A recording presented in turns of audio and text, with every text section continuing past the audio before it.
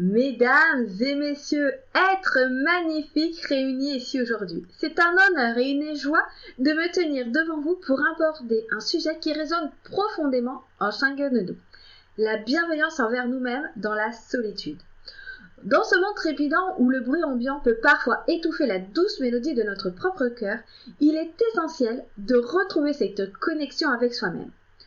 Aujourd'hui, je vous invite à embarquer pour un voyage intérieur qui explore le pouvoir de la solitude, la reconnexion avec la terre et comment cela peut restaurer notre énergie et notre bien-être.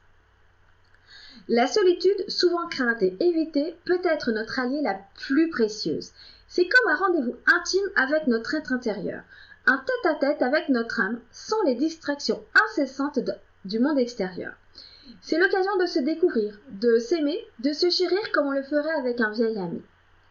Parce que, soyons honnêtes, si nous ne sommes pas bons amis avec nous-mêmes, comment pouvons-nous espérer être de bons amis pour les autres ?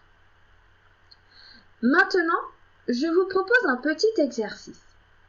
Fermez les yeux un instant, respirez profondément et imaginez-vous assis seul, entouré par la nature, les bruits apaisants de la forêt ou le doux murmure d'une rivière à proximité.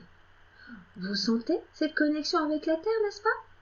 La terre qui nous soutient, qui nous donne un terrain solide pour marcher et qui, d'une manière ou d'une autre, nous rappelle que nous sommes tous liés, que nous sommes tous des habitants de cette magnifique planète. Et que dire de l'énergie régénératrice que la nature peut nous offrir ? Si vous n'avez jamais ressenti la brise caressant votre visage ou observé les étoiles illuminant le ciel nocturne, vous avez manqué une occasion précieuse de recharger vos batteries intérieures. La nature, avec sa sagesse infinie, nous rappelle constamment que chaque saison, chaque fleur qui s'épanouit, chaque aube et chaque crépuscule sont des cadeaux à savourer. Maintenant, abordons la bienveillance envers soi-même dans ce contexte. Imaginez-vous assis au milieu de cette nature bienveillante, entouré par les vibrations apaisantes de la terre. Prenez un moment pour réfléchir à vos propres pensées, vos rêves et vos aspirations. Soyez bienveillant envers ces parties de vous-même qui peuvent parfois être négligées dans l'agitation quotidienne.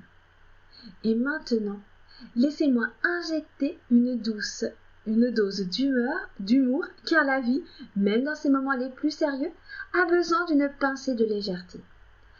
La bienveillance envers soi-même ne signifie pas seulement des méditations profondes sous un arbre millénaire, mais aussi des rires libérateurs, des moments de folie joyeuse où l'on se permet d'être parfaitement imparfait.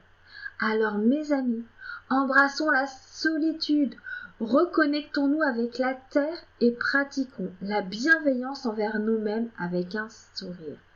Car c'est dans cette aventure intérieure que nous trouverons la clé du bien-être, l'énergie qui alimente nos vies et la sérénité qui éclaire notre chemin.